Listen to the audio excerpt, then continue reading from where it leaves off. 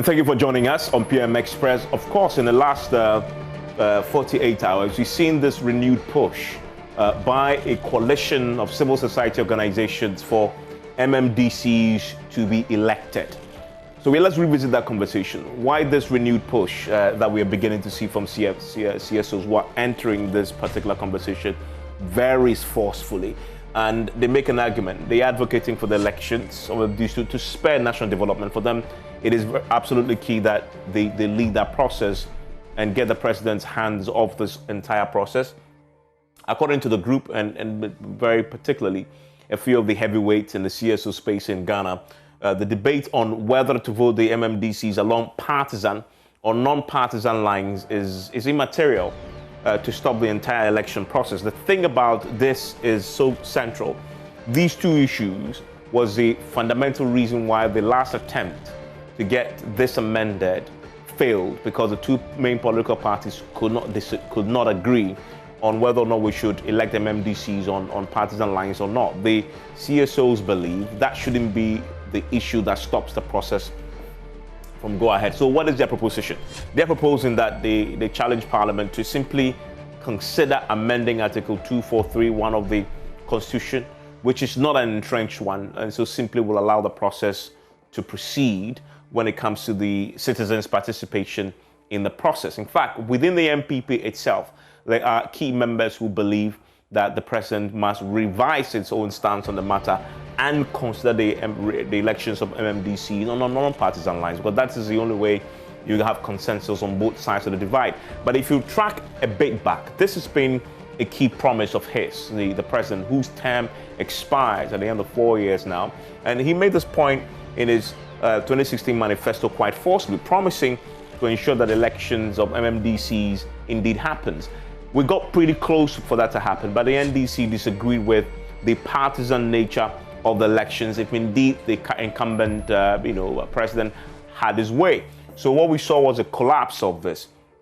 We saw that in September 2019, the president, of course, started the process for this to happen, gives the president the power to appoint all MMDCs. He was willing to take away, to curtail his own power when it comes to the appointment, a power that a lot of the presidents will, in fact, and I know within his own party, there were people who disagreed with him vehemently, that why was he going to give away that power? A power that, in all fairness and honesty, is used to appease a lot of the party's contributors and loyalists, give them a few positions in the different assemblies across the country, so they can also, of course, participate in making decisions and serving in government. So why would you leave that power? Why would you cede that power to anybody else?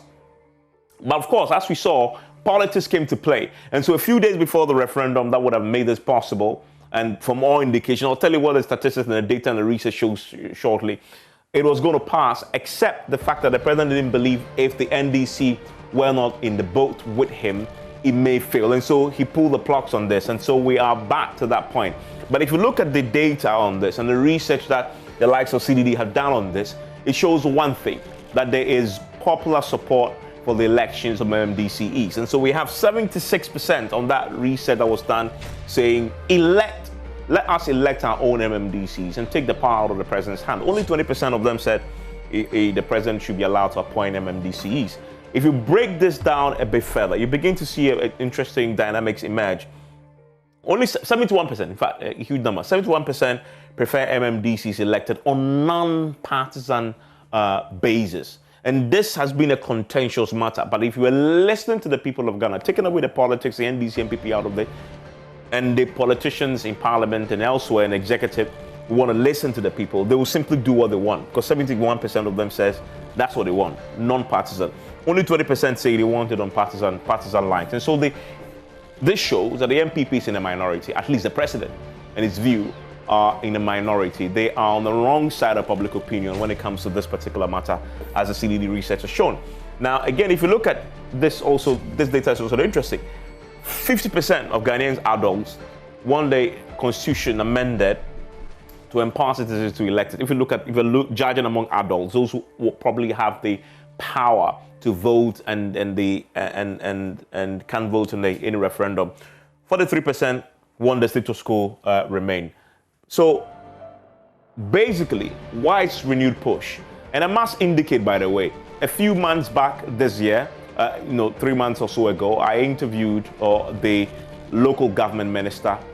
He was very clear on the same show that the president and the government, they have not changed their stance on this matter.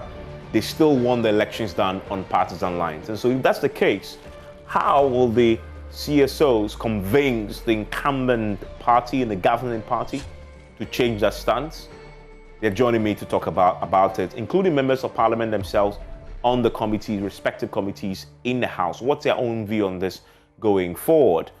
My guests are seated after this break.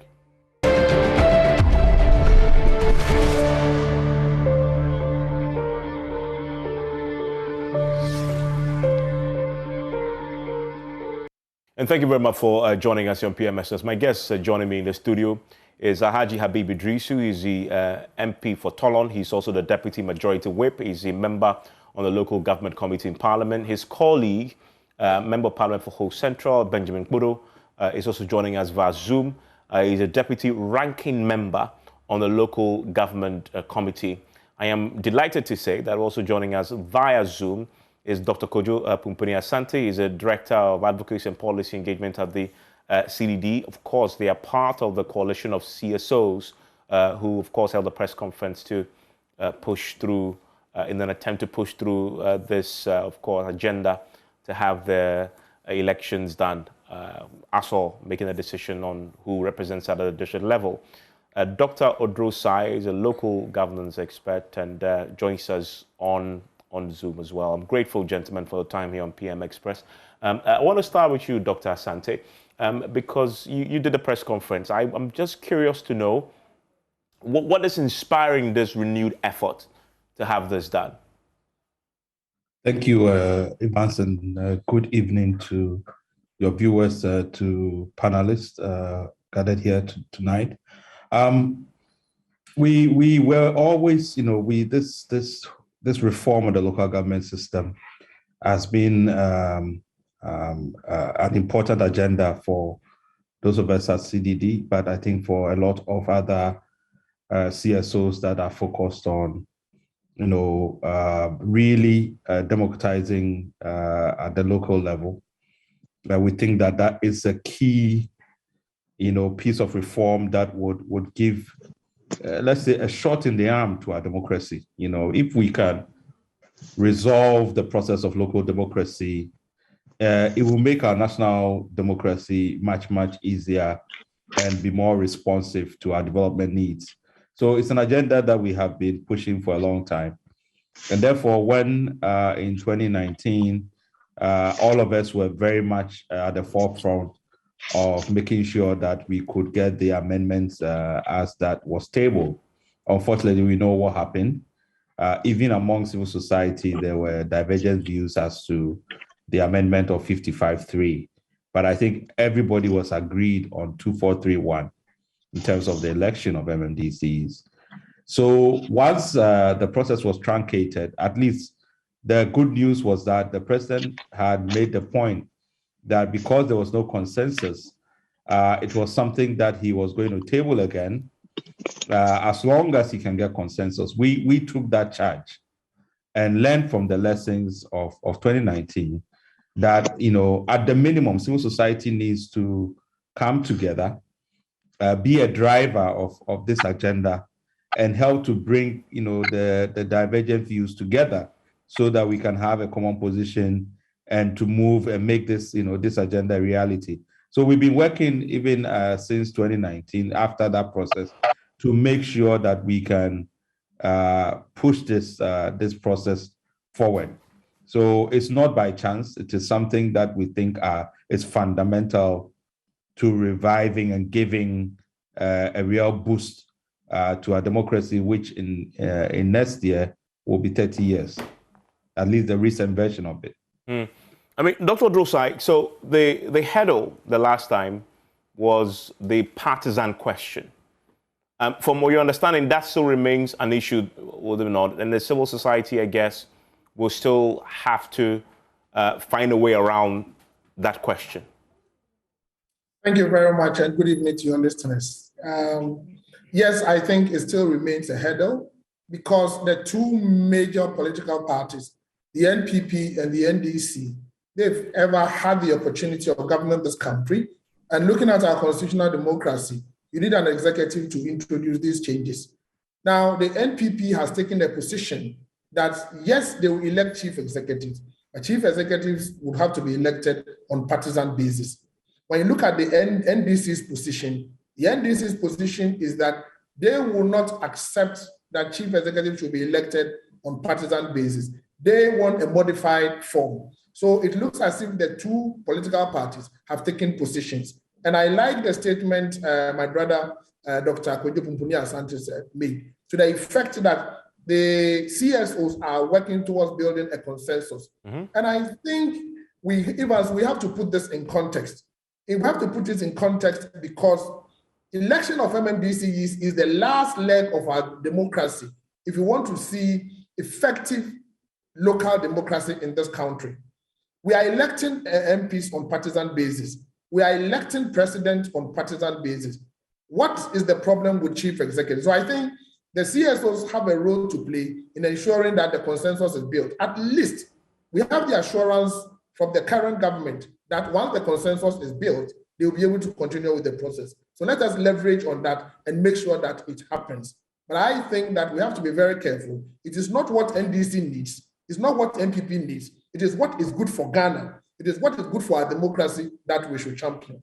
And that is where we should go. So I think it is still a material point to look at whether to elect it on them on partisan or on partisan basis. And where do we want our local democracy to go?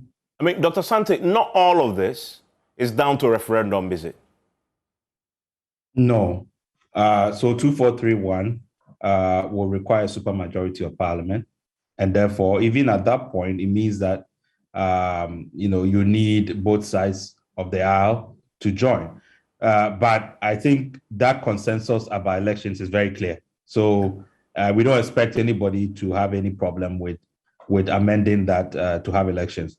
But I think even those of us who were advocating for these amendments in 2019 have, reflected quite a bit, because the more we have engaged, we've realized that it is also critical that if we are going to even do the elections, there are important complementary reforms that have to go with these elections. So if we have an opportunity to reform the system, we should look at what is the additional things that we have to do. And I'll give you one prime example. So we have a supposedly non-partisan local government system that produces in a total of about over 6,000 local assembly members, only 260 women. And then at the national level, where it is partisan, it's producing 14% of a 275 seat parliament. So if you wanted to look at the issue of promoting gender equality and so on and so forth, election, whether partisan or non-partisan, might not necessarily address your problem, right? So you have to think about how you are going to deal with that.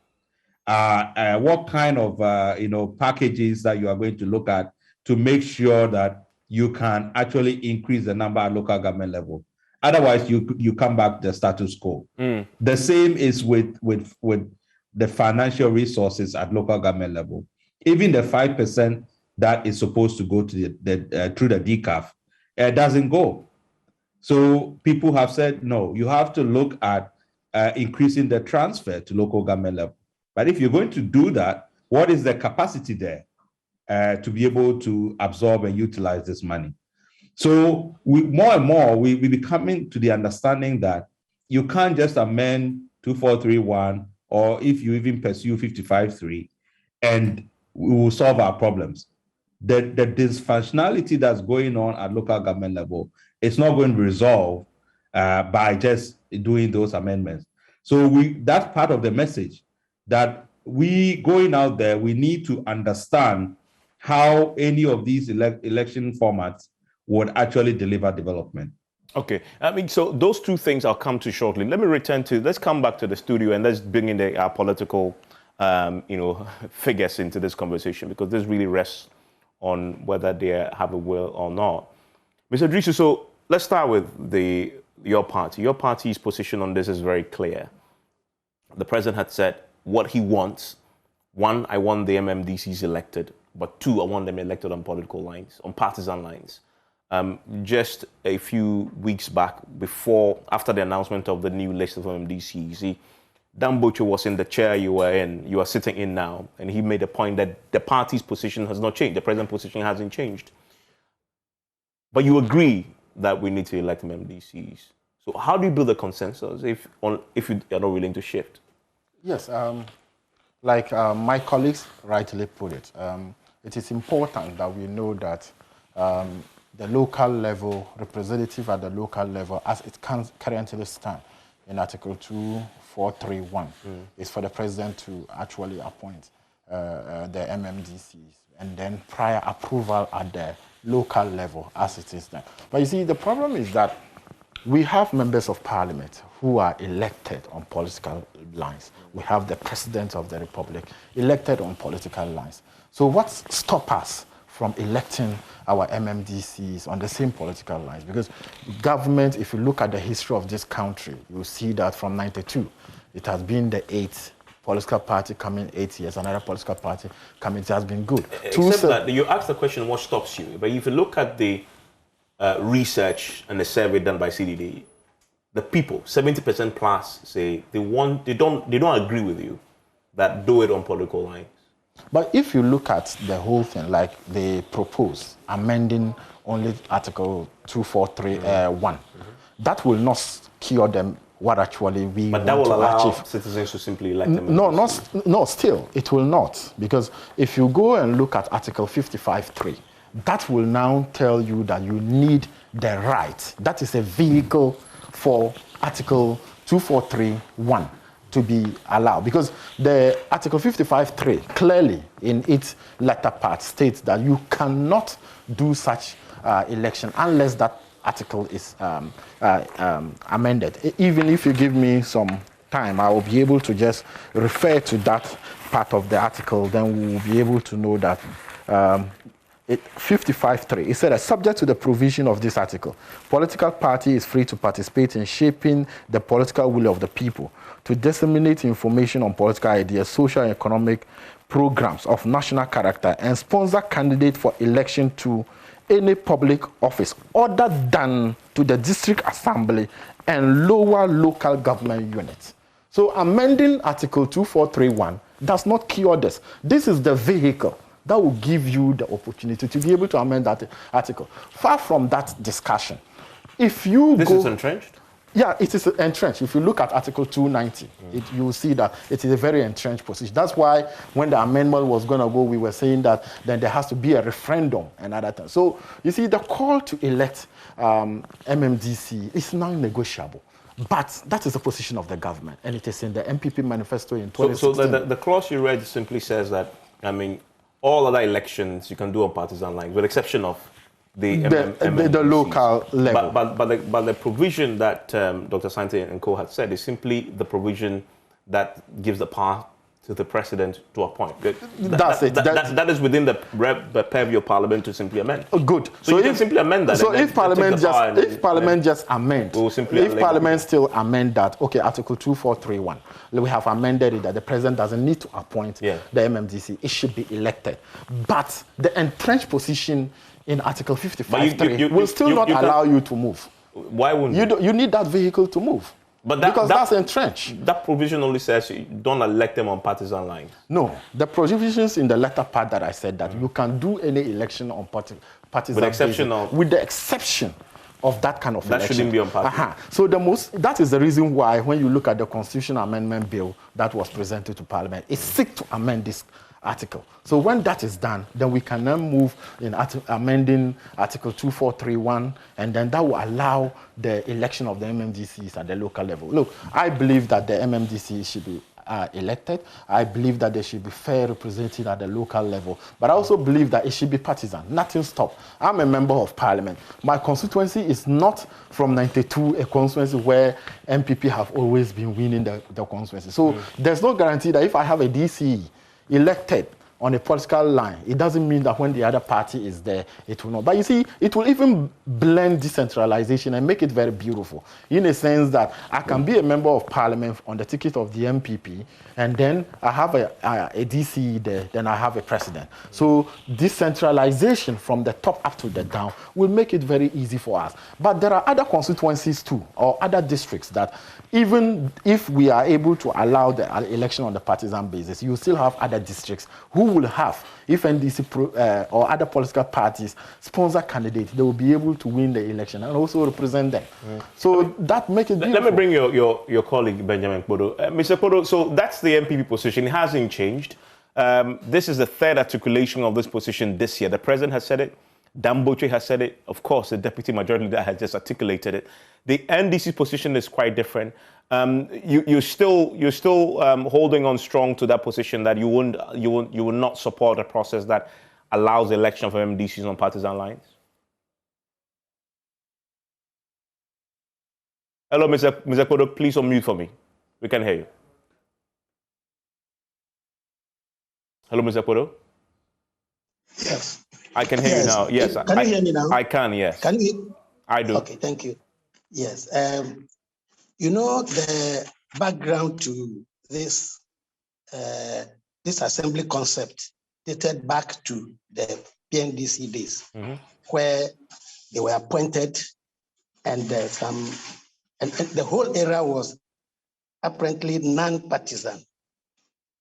And DCEs were appointed, they were called secretaries. And the assembly members were elected on a non-partisan basis. And it afforded the opportunity to the traditional leaders to also participate in local governance. And that is why we are emphasizing the point that we should continue to leave the district level assemblies management in non-partisan hands.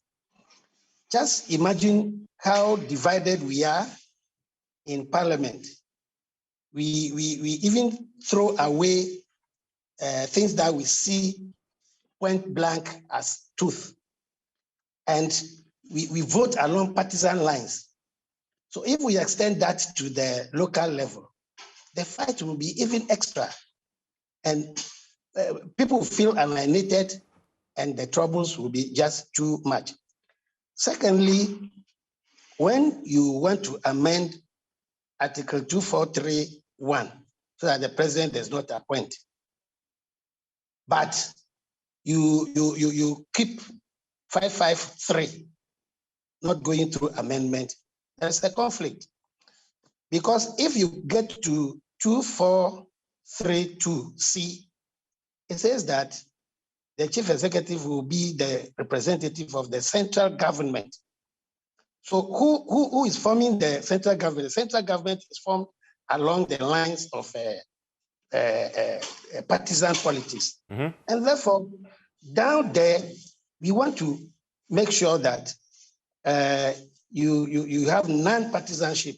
That will allow, as I said earlier, traditional authorities to have a say in the assembly's management. Now, 2433 is another problem. The president can remove a district assembly chief executive if he so desires. So, you know, if you elect the person, if the person is elected, why should the president retain that power to still dismiss the person? But isn't the view that we are amending the entire 243? Oh, well, as I've heard, it's, I mean, and Kojo has said it, it's 2431 that they want to amend. But you say, if you want to amend it, amend 2431, 2, and 3. Yes. Okay. So that the president will not have power to sack somebody who has been elected. So if we don't work on those ones and then work on 553, then we will not be completing the cycle. That is why we think that it should remain as it is to maintain the neutrality for now. But my thinking also is that it is bound to happen. Once we can all come down, sort out ourselves, and then agree on the modalities, then we can do the election. Yeah, but now, you made a point. Just a quick one. You made a point. It's bound to happen. But the two parties have a fundamental disagreement on whether or not it should be partisan.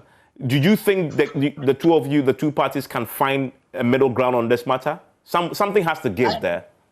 I believe so, because we can take examples from London, from England, where the mayor is elected. Mm-hmm. There was a time even the Liberals had the mayor position, whilst the Labour Party was in power, or is it a Conservative? So you see that when we can come to a compromise situation and understand one another as to the way we should do the elections, then it can happen. Okay, so tell me, what is the number one thing from where you sit as a rep of the NDC on the Committee of Local Government that would give you the freedom now to back this whole process wholeheartedly? What is that one thing that you believe needs to be resolved so that the next time it comes on board, it passes? We think that there should be a comprehensive amendment of all the clauses that relate to the chief executive. We should do the comprehensive amendment and then factor in that element of neutrality. So it should be non-partisan. That's what you mean by neutrality? Yes, that's what I mean. So that any person who considers himself qualified to get the position of, occupy the position of this chief executive, he should be able to do it. There was this amendment. You remember when the Constitutional Review Committee was set up? Yes. They made a proposal that the president should still nominate 3 people, maybe subject them to vetting by the Public Services Commission. Yes. And those 3 are put before the general public for election. But it didn't go through. The problem I see there personally is that if the chief executive is going to be the chief representative, that is what 2432C says. He will be the chief representative of the central government in the district. So if he's going to carry that coloration, then the president must have a say in his appointment. That is why some of us preferred that option at the time, but it didn't go through. So it's better to keep it at this level, especially the assembly members. But in reality, we know what happens. Yeah. You know what happens. So now you've hit the nail on the head. So isn't there some form of ostrich playing here, where we are burying our heads in the sand and pretending that the partisan politics doesn't play, when we all know that you just said it there. Reality is it has. So why don't you simply, as I say, why don't you simply let it go and let the partisanship then become plain and open and vote on that line? Ivan, it is because of these provisions which contradict one another as far as the amendment brought to Parliament by the President is concerned. It is because of this things are not as we want it. Okay. But I think that public education can come in and do a lot so that people will understand what the district assembly concept is about and why we think that it should remain generally neutral.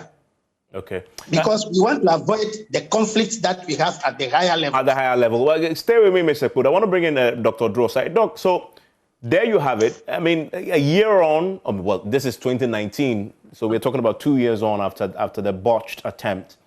If you listen to the two parties, nothing significantly has changed in their positions. This is going to be a Herculean task, would it not? Thank you very much. I do not think it's going to be a Herculean task because it is clear. The understanding is that most of them want the MMDCEs elected.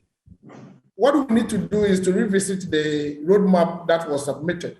I heard Honorable Kodo indicating that if the amendment is comprehensive, the NDC would come along. Mm-hmm. Now, the roadmap that was submitted was comprehensive, except that the roadmap wanted to get over with a referendum first. That is 55-3. Then after that, the consequential amendment would come in. So if this is the NDC's position, I think the CSOs can start from there. That the NDC's position is that do a comprehensive amendment of everything. Because now, the MMDCEs are also chairpersons of the Security Committee. Yeah. And we know the importance of national security in this country. So if you're going to elect them, whether on partisan or non-partisan basis, the Securities and Intelligence Act would have to be amended. So what we need to define is what role do we want the MMDCEs to play? Should they be a chief representative of the central government or a representative of the people for the purpose of development? So I think the statement by Honorable Bodo tells me that there is hope for the future. They will be able to reach the required consensus. So I will advise the CSOs to start leveraging on that. Now look, they need a comprehensive amendment of 55-3, 2433, and any other provision in the Constitution and a subsequent law that affects the position of chief executive. Once we do that, then we are able to define what we want chief executive to do, and we'll be able to make a headway. But I think that there's light at the end of the tunnel if we push a little harder. Mr. Drisu, do you agree with that comprehensive approach to doing this as Mr. Kodori, your colleague, had proposed? Yes, to an extent, but it depends upon the amendment Honorable Odo is actually looking for. Look, this is a simple thing that we need to do. Looking at amending Article 55.3 and then going to amend Article 2431, 234. That is a very comprehensive exercise. So you agree with him then? Because that's exactly what he's proposing. Yeah, so the entire thing needs to be amended. But the idea is that let's elect this MMDC through a partisan stand. The point is that we have all agreed on one principle, that MMDC should be elected. That is the bottom line. Now, how it should be done is the problem that the NDC and Honorable Podo argument doesn't stand. You see, even at the local level, assemblyman election, the unit committee election, one way or the other, it is already political. Political in the sense that you will see somebody contesting to be an assemblyman. He's either belong to the NDC or belong to the MPP or in other cases, other party, and even at the unit committee level. Now, you said we shouldn't do it on political basis. Political basis on which context, in which form, and at what stage? If you are saying that, like, we go for parliamentary primaries first, MPP will go internal election to appoint, to do election to appoint a parliamentary candidate. The parliamentary candidate then face the general election where other political parties are represented. So at what stage are we saying that it shouldn't be done at the on political basis? You said 3. Whether MPP is going to do an internal parliamentary primaries to come with a candidate to contest the district MMDC election, and NDC are going to do same, or any other person within the district can just show up a face. Look, I want to be a district chief executive. I am filing my nomination to be able. This will be a serious problem to our decentralization process. Political parties train, political parties educate, and political parties groom people to be able to attain leadership position. So if you are saying that we should not do that on political basis, at the end of the day, you can just decide to sponsor me to be a DCE, and I report back to you, and you are the person who is going to control me, you will direct me as to what I am going to do in the district. If you do the comprehensive amendments that Bodo is suggesting, you wouldn't need the partisan basis anymore. Because of course, then the provision that says you have to be representative of the central government won't be there, because that will also be gone. And so that conflict of having an MPP president who you have to then constitutionally say won't also arise. Isn't that if you support the comprehensive amendment, then you should be prepared to let go of the partisanship? But if you look at his argument in Article 2433, he was arguing on the B. If you look at the C part, the A, it is also telling you that it's not only the president who can take the DCE out. Even at the local level, the assemblyman with a vote of no confidence can take the person out. Now, if we seek to amend the entire Article 243, then where then lie the check and balances? Who is the MMDCE elected will be afraid that, okay, so probably amending who means, do I check? Amending possibly means taking off B.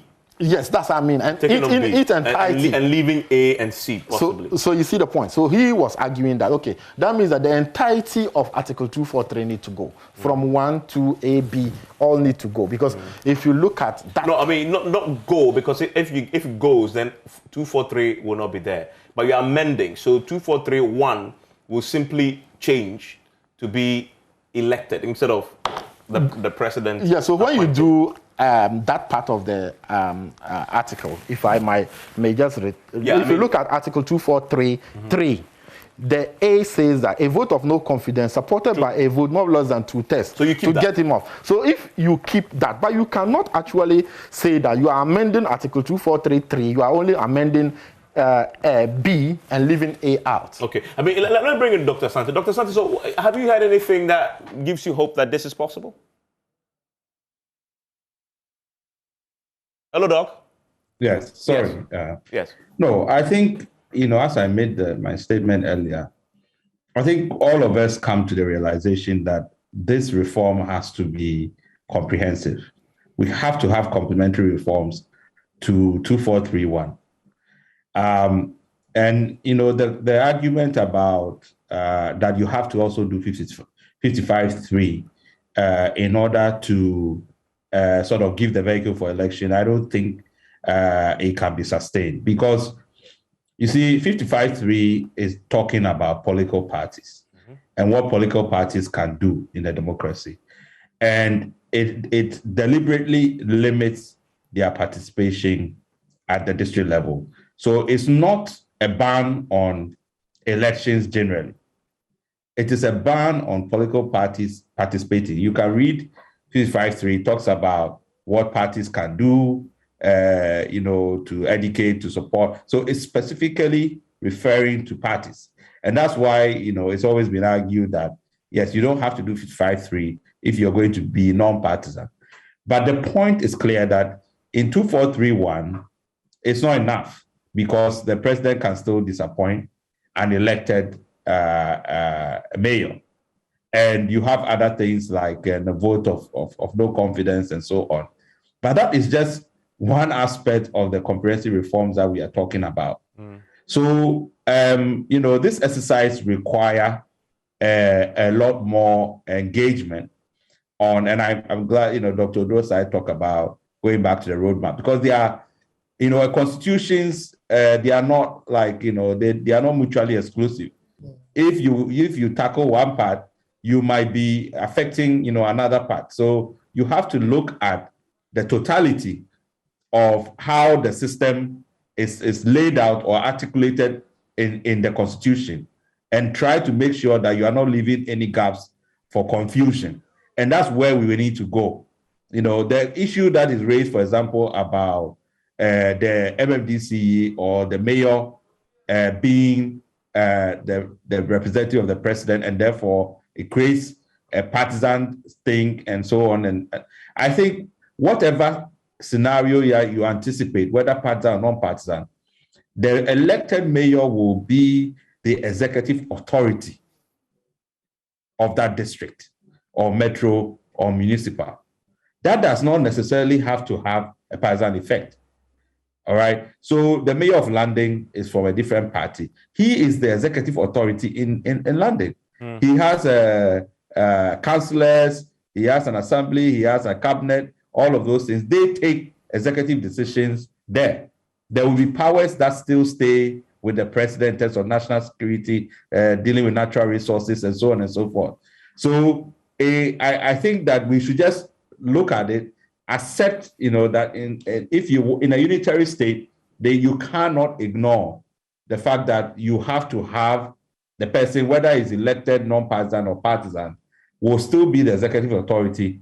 And how do we make sure that that person is not, undermined, by a central authority? Those are going to be some of the issues that, we have to deal with. But I think we all agree that 2431 alone, or even 55-3, is not enough.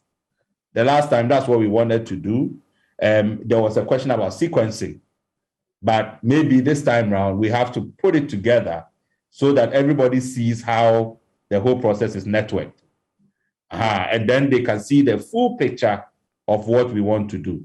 There are even many consequential amendments you have to make in statutes, for instance, to also make sure that you don't leave any room for confusion.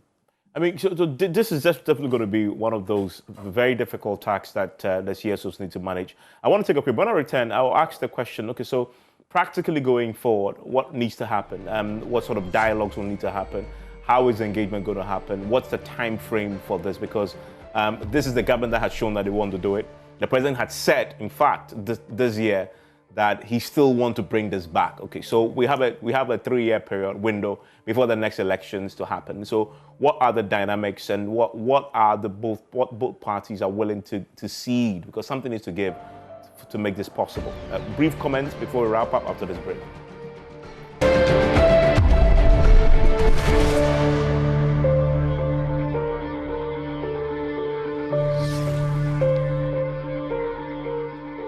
It's a very interesting conversation as we've been on the break, but my guests are still with me. I didn't have a few minutes. I need to wrap up. I need to go to Kojo very quickly. Kojo, so quickly, what's the plan now in terms of the real work to get the parties to a place where there's consensus to move forward? Yes. Yes. Can you hear me? I can, yes. Okay. So basically, we started engaging many different actors at the local government level for Monday. So we are actually doing a local consultations in the 16 regions. The various members of the coalition are in the regions. We're going to be meeting traditional leaders, local politicians, assembly members, the district coordinating directors, and the bureaucracy. We're going to meet the media, civil society, youth. So we are looking at all these groups because we also want to understand, when we do elections, how are all these governance structures going to work on the ground? A lot of these actors are on the ground. They see what happens. They participate in it. I think those insights are going to be important.